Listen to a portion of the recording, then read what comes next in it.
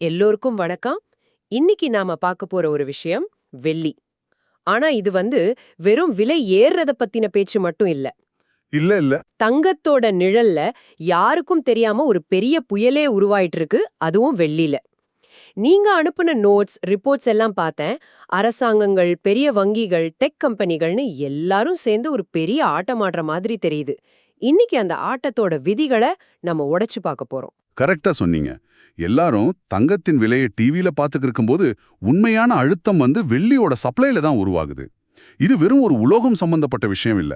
இது ஒரு சிஸ்டம் சம்பந்தப்பட்ட நெருக்கடி. பல வருஷமா நடக்காத பல விஷயங்கள் இப்போ ஒன்னா சேர்ந்திருக்கு. அப்போ நம்ம நோக்கம் தெளிவா இதுதான். வெள்ளியோட விலை ஏறுறது ஒரு அறிகுறி தான். அதுக்கு பின்னாடி இருக்கிற உண்மையான கட்டமைப்பு காரணம் என்ன? இந்த ஆட்டத்துல விதிகள் எப்படி மாறுது? முக்கியமா வெள்ளிய கையில வச்சிருக்கிற இல்ல வாங்கலான்னு நினைக்கிற உங்களுக்கு இதெல்லாம் என்ன சொல்ல வருதுன்னு ஆழமா அலசக்கோறோம். சரி, ஆரம்பிக்கலாம். நீங்க அனுப்பின குறிப்புகள்ல ஒரு சரியான புயல் உருவாகுதுன்னு சொல்லியிருந்தீங்க. ஒரு 5 முக்கியமான காரணங்கள் பட்டியலிட்டிருந்தீங்க. ஆனா எனக்கு ஒரு சந்தேகம். கேளுங்க. இந்த பற்றாக்குறை 5 வருஷமா இருக்குன்னு சொல்றீங்க. அப்ப ஏன் இப்ப திடீர்னு எல்லாரும் இத பத்தி பேசுறாங்க? கடந்த 4 வருஷமா இல்லாத என்ன மாற்றம் இப்ப நடந்திருக்கு? அருமையான கேள்வி. அதுதான் விஷயமே. இந்த 5 காரணங்களும் தனித்தனியா நடக்கல. ஒன்னு இன்னொன்னு வேகப்படுத்துற ஒரு சங்கிலி தொடர் மாதிரி வேலை செய்யுது. முதல்ல நீங்க சொன்ன மாதிரி 5வது வருஷமா பற்றாக்குறை. ம். அதாவது நாம சுரங்கத்திலிருந்து எடுக்கிறத விட அதிகமா வெள்ளிய பயன்படுத்திட்டு இருக்கோம். இது ஏதோ தற்காலிகமா வர பற்றாக்குறை இல்ல. நம்ம சிஸ்டம்லயே இருக்கிற ஒரு கோளாறு. ஓகே. சிஸ்டம்ல கோளாறு. அது ஏன் இப்போ பெருசா வெடிக்குது? ஏன்னா இப்போ 2வது காரணி உள்ள வருது. அரசாங்கங்கள் திடீர்னு முழிச்சுக்கிட்டாங்க. 2025ல அமெரிக்கா வெள்ளிய அவங்களோட முக்கிய கனிமங்கள் பட்டியல்ல அதிகாரப்பூர்வமா சேர்த்தது. ஓஹோ! இதுக்கு முன்னாடி வெள்ளி வெறும் ஒரு கொமாடிட்டி. இப்போ அது ஒரு தேசிய பாதுகாப்பு சொத்து. அதே மாதிரி சீனாவும் வெள்ளிய அவங்க நாட்டுக்குள்ளேயே வச்சுக்க பாக்குறாங்க. ஏற்றுமதிக்கு ஏகப்பட்ட கட்டுப்பாடு போடுறாங்க. ஒரு நிமிஷம். அரசாங்கங்கள் எத்தனையோ விஷயங்கள முக்கியம்னு சொல்வாங்க. இது உண்மையிலே ஒரு கொள்கை மாற்றமா? இல்ல வெறும் காகிதத்துல வர்ற அறிவிப்பா? இதனால தரையில என்ன நிஜமா மாறும்? நிஜமாவே மாறும். பாருங்க, ஒரு பொருளை முக்கிய கனிமம்னு அறிவிச்சா அரசாங்கம் அதோட சப்ளைய பாதுகாக்க என்ன வேணும்னாலும் செய்யும். உள்நாட்டு உற்பத்தியை ஊக்குவிக்கும், கையிருப்பை அதிகப்படுத்தும், தேவைப்பட்ட ஏற்றுமதியை கூட தடை செய்யும். இது சந்தைக்கு வர்ற வெள்ளியோட அளவை நேரடியா பாதிக்கும். அடேங்கப்பா! அப்போ ஒரு பக்கம் தேவை ராக்கெட் வேகத்துல போகுது. இன்னொரு பக்கம் சப்ளை பிரேக் பிடிச்சு நிக்குது. இதுக்கு நடுவுல நீங்க பசுமை முரண்பாடுன்னு ஒண்ணு சொன்னீங்களே, அது என்ன? கேட்கவே வினோதமா இருக்கே! இதுதான் இப்போதைய சந்தையோட உச்சகட்ட முரண்பாடு. ESGன்னு சொல்றாங்களே, அதாவது சுற்றுச்சூழல் அக்கறை உள்ள முதலீடுகள். ஆமா, ஆமா. இந்த நிதிகள் எல்லாம் சோலார் பேனல், எலக்ட்ரிக் காருன்னு பசுமை திட்டங்கள்ல கோடிக்கணக்கில் பணத்தை கொட்டுறாங்க. இந்த எல்லா திட்டங்களுக்கும் வெள்ளி உயிர்நாடி மாதிரி. ஆனா ஆனா அதே ESG விதிகள் சுரங்கத் தொழில சுற்றுச்சூழலுக்கு கேடுன்னு சொல்லி புதுசா சுரங்கம் தோண்ட பணம் கொடுக்க விடாம தடுக்குது. ஒரு நிமிஷம். இது என்ன கொடுமையா இருக்கு? அப்போ இது ஒண்ணுக்கொண்ணு சம்பந்தம் இல்லாத 5 விஷயம் இல்ல. நீங்க சொல்றத பார்த்தா இது ஒரு சங்கிலி தொடர் மாதிரி இருக்கு. ஆமா, பசுமை ஆற்றலுக்காக முதலீடு செய்யற அதே கொள்கை, அந்த ஆற்றலுக்கு தேவையான பொருளோட உற்பத்திய தடுக்குது. இது ஒரு முரண்பாடான சூழல் இல்லையா? எக்ஸாக்ட்லி. அதுதான் கிரீன் பாரடாக்ஸ்.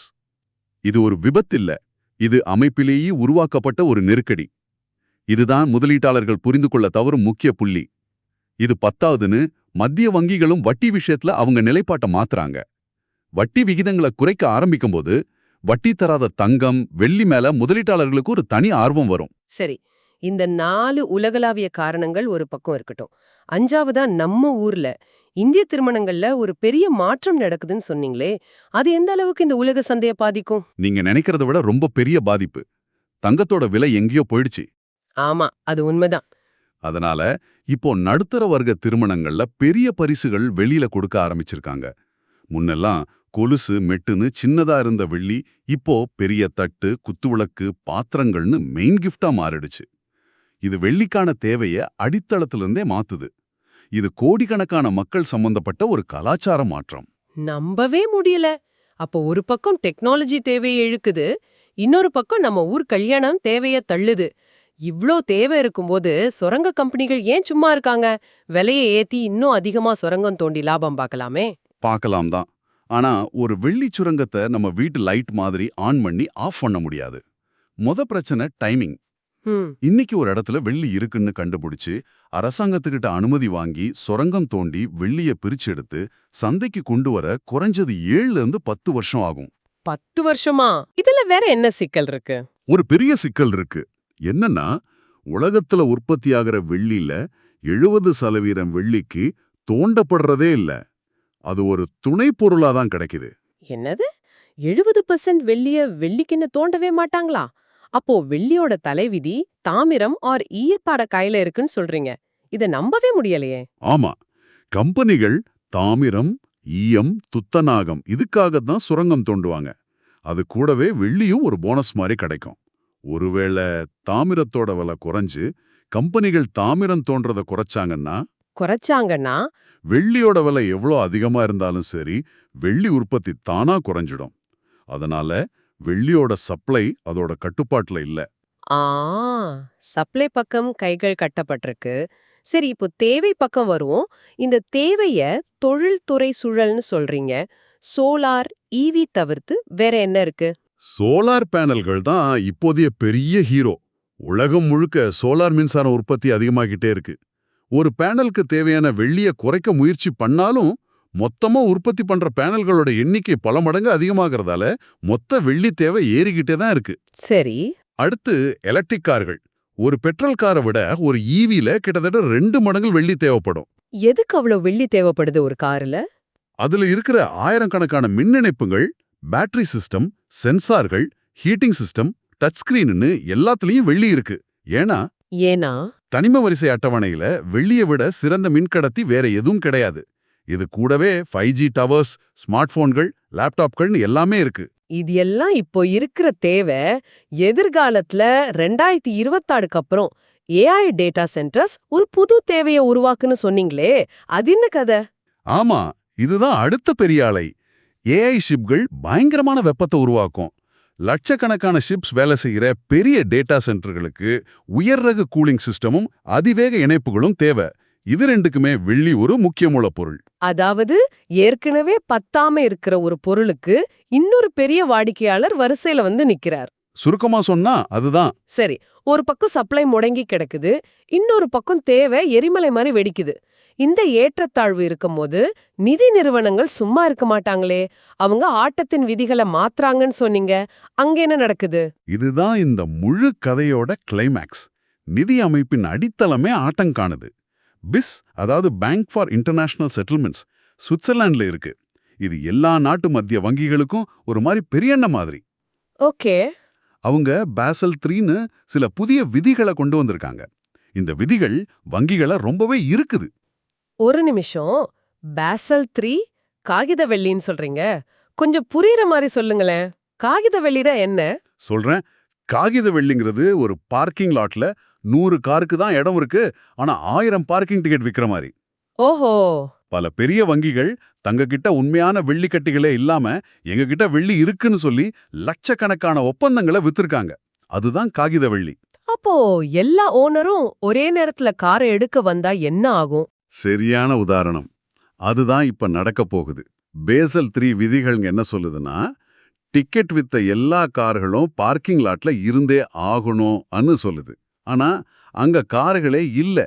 அதனால இந்த வங்கிகள் இப்போ உலக சந்தையில உண்மையான வெள்ளிக்கட்டிகளை தேடி ஓடுறாங்க. இது ஏற்கனவே இருக்கிற பற்றாக்குறையை இன்னும் அதிகமாக்குது. இது உலக அளவுல நடக்கிற மாற்றம். நம்ம இந்தியாவுல இது மாதிரி ஏதாவது முக்கியமான விதி மாற்றம் வருதா? வருது. இது நம்ம கேட்போர் கட்டாயம் தெரிஞ்சுக்க வேண்டிய விஷயம். செப்டம்பர் 2025 இருந்து இந்தியாவில் BIS, அதாவது இந்திய தர நிர்ணய அமைப்பு, எல்லா வெள்ளி நகைகளுக்கும் பொருட்களுக்கும் HUID ஹால்மார்க்கிங் கட்டாயமாக்குது. ஓஹோ. இது ஒரு அமைதியான புரட்சி. இதனால என்ன பெரிய மாற்றம் வந்துட போகுது? 2 பெரிய மாற்றங்கள். 1, நம்பிக்கை. இதுக்கு முன்னாடி 90% தூய்மைன்னு சொல்லி 60% வெள்ளியை வித்ததெல்லாம் நடந்திருக்கு. இப்போ கட்டாய ஹால்மார்க்கிங் வர்றதால வெள்ளி மேல மக்களுக்கு நம்பிக்கை அதிகமாகும். அது ஒரு வெறும் பண்டமா இல்லாம தங்க மாதிரி ஒரு நம்பகமான முதலீட்டு சொத்தா மாறும். சரி, இது முதல் மாற்றம். ரெண்டாவது என்ன? 2வது மாற்றம் சப்ளைய பாதிக்கும். இவ்வளவு நாளா மக்கள் பழைய நகைகளை கொடுத்து புது நகை வாங்கறது மூலமா நிறைய வெள்ளி மறுசுழற்சிக்கு வந்துட்டு இருந்துச்சு. ஆனா இனிமே ஹால்மார்க் இல்லாத தூய்மை குறைவான பழைய வெள்ளியை உருக்கி விற்கிறது ரொம்ப கஷ்டம். அப்படியா? ஆமா. இதனால சந்தைக்கு வர்ற மறுசுழற்சி வெள்ளியோட அளவு கணிசமா குறையும். ஆக புது தேவையை அதிகப்படுத்தி பழைய சப்ளையை குறைக்குது இந்த ஒரு விதி. மத்திய வங்கிகள் என்ன பண்றாங்க? அவங்க தங்கத்தை வாங்கி குவிக்கிறது நமக்கு தெரியும். வெள்ளியையும் அதே மாதிரி வாங்குறாங்களா? இது கொஞ்சம் மறைமுகமா நடக்குது. சீனா, ரஷ்யா, இந்தியா போன்ற நாடுகள் அமெரிக்க டாலரை விட்டுட்டு தங்கத்தை அதிகாரப்பூர்வமா வாங்கி சேர்க்கறாங்க. ஆனா வெள்ளிய அவங்க நாணய இருப்புன்னு கணக்குல காட்ட மாட்டாங்க. அப்ப எப்படி காட்டுவாங்க? அதுக்கு பதிலா மூலப்பொலாய தொழில்துறை இருப்பு, அதாவது ஸ்ட்ராட்டஜிக் இண்டஸ்ட்ரியல் ரிசர்வ் அப்படின்னு ஒரு தனி கணக்குல சேமிக்கிறாங்க. ஏன் இந்த ரகசியம்? ஏன்னா அவங்களுக்கு நல்லா தெரியும், வெள்ளி இல்லாம அவங்களோட ராணுவம், தகவல் தொடர்பு செயற்கைக்கோள்கள், மின்சார கட்டமைப்பு எதுவுமே இயங்காதுன்னு. அதனால மூலதனா இப்போ இப்படிதான் நகருது. நிலை 1 தங்கம், அது பணத்துக்கான நங்கூரம். நிலை 2 வெள்ளி, அது தொழில் மற்றும் தொழில்நுட்பத்துக்கான நங்கூரம். சரி, இவ்ளோ விஷயங்கள் நடக்குது. இதையெல்லாம் நம்ம கேப்போரோட எப்படி இணைக்கிறதுன்னு பாப்போம். நிறைய பேர் இப்போ வெள்ளி ETF-ல முதலீடு செய்ய ஆர்வம் காட்டுறாங்க. அவங்க கண்ணை மூடிட்டு முதலீடு செய்யறதுக்கு முன்னாடி என்னென்ன விஷயங்களை கவனிக்கணும்? இது ரொம்ப முக்கியமான கேள்வி. 2025ல மட்டும் இந்தியால வெள்ளி ETF முதலீடுகள் மூமடங்காகியிருக்கு. இதுல சில செய்ய வேண்டியவை, செய்யக்கூடாதவை இருக்கு. முதல்ல செய்யக்கூடாதவைகளை பாப்போம். சொல்லுங்க. முதல்ல உள்ளூர் பிரீமியத்தை கண்டுக்காம விட்டுறாதீங்க. இந்தியால இறக்குமதி வரி, உள்ளூர் தேவை காரணமா வெள்ளியோட நிஜ விலை உலக விலையை விட கொஞ்சம் அதிகமா இருக்கும். அதுக்கு பேரு பிரீமியம். சரி. சில ETFகள் உலக விலையை மட்டும் காட்டும். நீங்க வாங்கும் போதும் விற்கும் போதும் இந்த பிரீமியம் வித்தியாசத்தை கணக்கில் எடுத்துக்கணும். 2வது, ஒதுக்கப்படாத, அதாவது அன்அலோகேட்டட் காகித வெள்ளிய வாங்கவே வாங்காதீங்க. அதுக்கு என்ன அர்த்தம்? நீங்க வாங்குற டிஜிட்டல் வெள்ளி ஒதுக்கப்பட்டது, அதாவது அலோகேட்டட் அப்படின்னு உறுதிப்படுத்திக்கோங்க. அப்படின்னா உங்க பேர்ல ஒரு குறிப்பிட்ட பார்கோட் போட்ட வெள்ளி கட்டி ஒரு பாதுகாப்பு பெட்டகத்துல இருக்குன்னு அர்த்தம். ஒதுக்கப்படாததுன்னா அது வெறும் கம்ப்யூட்டர்ல இருக்கிற ஒரு நம்பர் தான். நெருக்கடி நேரத்துல அதுக்கு எந்த உத்தரவாதமும் கிடையாது. சரி, 3வதா என்ன செய்யக்கூடாது? விலையோட ஏற்ற இறக்கத்துல பயந்து போய் வித்துறாதீங்க. வெள்ளிக்கு பிசாசின் உலோகம்னு ஒரு பட்டப்பேரே இருக்கு. அது தங்கத்தை விட ரொம்ப அதிகமா ஏறும், இறங்கும். ஒரே வாரத்துல 10% விழுறதெல்லாம் இதுல சகஜம். அதனால குறுகிய கால இறக்கங்களை பார்த்து பதறக்கூடாது. ஓகே, இப்போ செய்ய வேண்டிய விஷயங்கள் என்னென்ன? முதல்ல நீங்க வாங்குற ETF கிட்ட உண்மையிலே வெள்ளிக்கட்டிகள் இருக்கான்னு செக் பண்ணுங்க. தினமும் அவங்களோட வெள்ளிக்கட்டி பட்டியலை, அதாவது பார் லிஸ்ட வெளியிடுற ETFகளை தேடுங்க. வெளிப்படைத்தன்மை ரொம்ப முக்கியம். 2வது, PSLV மாதிரி நிதிகளை பாருங்க. கனடாவை சேர்ந்த ஸ்ப்ராட் பிசிக்கல் சில்வர் ட்ரஸ்ட் மாதிரி நிதிகள் முதலீட்டாளர்கிட்ட இருந்து பணம் வாங்கினா உடனே சந்தையில போய் உண்மையான வெள்ளிக்கட்டிகளை வாங்குவாங்க. இதனால சந்தையில இருக்கிற பற்றாக்குறையை ஒன்று அதிகப்படுத்துறாங்க. நீண்ட காலத்துக்கு, உதாரணமா ஒரு 5 வருஷம் கழிச்சு வர்ற ஒரு கல்யாணத்துக்காக வாங்குறவங்களுக்கு உங்க ஆலோசனை என்ன? அவங்க இப்போவே கொஞ்சம் கொஞ்சமா உண்மையான கட்டிகளாவோ நாணயங்களாவோ வாங்கி வைக்கிறது புத்திசாலித்தனம். ஏன்னா அரசாங்கங்கள் பெரிய அளவுல ரொக்க பணத்துக்கு வெள்ளி வாங்குறதுக்கான KYC விதிகளை கடுமையாக்கிட்டே வராங்க. எதிர்காலத்துல நினைச்ச உடனே பெரிய அளவுல வெள்ளி வாங்குறது இதை விட கடினமாகலாம். சரி, இவ்ளோ நேரம் நாம உலகளாவிய சப்ளை செயின்கள்ல இருந்து நம்ம ஊரு கல்யாண பழக்க வழக்கங்கள் வரை ஒரு பெரிய பயணம் போயிருக்கோம். இதெல்லாத்தையும் ஒன்னா சேர்த்து பார்க்கும்போது நீங்க என்ன முடிவுக்கு வரீங்க? சுருக்கமா சொன்னா ஒரு 4 விஷயங்கள் ரொம்ப தெளிவா தெரியுது. 1, சப்ளை பெரிய சிக்கல்ல மாட்டியிருக்கு. புது சப்ளை வர பல வருஷங்கள் ஆகும். 2, சோலார், EV, AIன்னு எதிர்கால தொழில்நுட்பங்கள் மூலமா தேவை கட்டுக்கடங்காம போயிட்டு இருக்கு. சரி. 3, டாலர் மேல இருக்கிற நம்பிக்கை குறையறதால பணம், தங்கம், வெள்ளி மாதிரி உண்மையான சொத்துக்களை நோக்கி நகருது. 4வது, ஆட்டத்தின் விதிகளே மாற்றப்படுது. பேசல் 3, ESG, இந்தியாவோட BIS ஹால்மார்க்கிங்னு எல்லாமே சந்தையை இன்னும் இறுக்கமாக்குது. ஆக நீங்க கையில வெள்ளிய வச்சிருந்தா நீங்க எதிர்கால பொருளாதாரத்தோட ஒரு ரொம்ப முக்கியமான, அதே சமயம் பற்றாக்குறையான ஒரு பகுதியை உங்க கையில வச்சிருக்கீங்க. அருமை. இந்த ஆழமான அலசலுக்கு நன்றி. கடைசியா கேட்போருக்கு ஒரு சிந்தனை. அரசாங்கங்கள் வெள்ளியை முக்கிய கனிமம்னு அறிவிக்கிறது பத்தி பேசணும். இந்த நெருக்கடி இன்னும் அதிகமாம்போது சில நாடுகள்ல கடந்த காலத்துல தங்கத்துக்கு செஞ்ச மாதிரி தனிநபர்கள் வெள்ளிய அதிகமா வச்சிருக்கிறத கட்டுப்படுத்தவோ கடினமாக்கவோ அரசாங்கங்கள் முயற்சி செய்யாதா? ஒரு சொத்து ஒரு நாட்டுக்கே இவ்வளவு முக்கியமானதா மாறும்போது உரிமைங்கிற வார்த்தைக்கு உண்மையான அர்த்தம் என்ன? இத பத்தி யோசிங்க.